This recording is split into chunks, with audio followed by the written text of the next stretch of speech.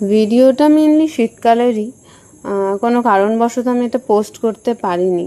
তো সেদিন বাজারে চলে গেছিলাম, বাজারে চলে গিয়ে কই মাছ, কুচো চিংড়ি আর বড় চিংড়ি নিয়ে এসেছিলাম। আমার কাছে 3টে মাছই খুব ফেভারিট। আর কুচো চিংড়ি নিয়ে এসে বাবুর জন্য, ও বড়া খেতে ভীষণ ভালোবাসে। এটা যে কোনো কিছুর বড়া খেতে ওর ভীষণ ভালোবাসে।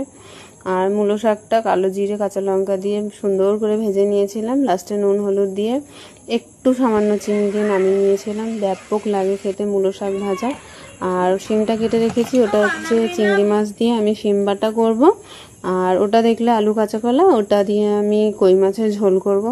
কই মাছের ঝোল তো দারুণই লাগে, সত্যি খুব ভালো লাগে।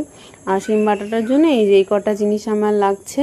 চিংড়ি মাছটা আগের থেকে ভেজে আমি তুলে নিয়েছি। আর এই যে উনুনটা দেখতে পাচ্ছ, উনুনটা আমার নিজের হাতেই বানানো। আর এই কড়াইটা আমি মেনলি ইউজ করি যখন এই উনুনে রান্না করি, তো তখন কড়াইটা কি বলবো, কড়াইটা জিন্দাবাদ এরকম একটা ব্যাপার। তো কড়াইতে কালো জিরে কাঁচা লঙ্কা রসুন দিয়ে শিমটা দিয়ে একটু হালকা নরম হয়ে এলে তার মধ্যে হলুদ নুন আর অল্প চিনি দিয়ে ভাজা ভাজা করে ওটাকে নামিয়ে নিয়ে চিংড়ির সাথে এটাকে পেস্ট করতে হবে।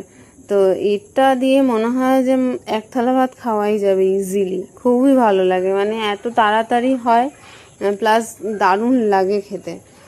কড়াইতে আবার তেল দিয়ে নিয়েছি, কড়াইতে তেল দিয়ে নিয়ে তারপরে কই মাছগুলো হালকা করে ভেজেছি, বেশি ভাজিনি, কারণ মা বলে যে মাছ নাকি বেশি ভাজলে তার স্বাদ পাওয়া যায় না। এটা কিন্তু সত্যি, আমিও খেয়াল করে দেখেছি। আর আলু কাঁচা কলার ঝোলটা আর কি দেখাবো তোমাদেরকে, মেনলি মোটামুটি সবাই জানো।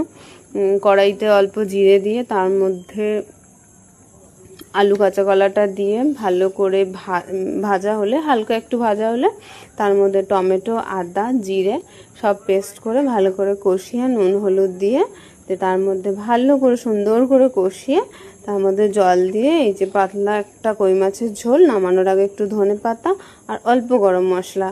তো এই যে আমার সেদিনের লাঞ্চ ছিল, মেনু ছিল। তো আমার মনে হয় এটা সেরা মেনু, মানে সত্যি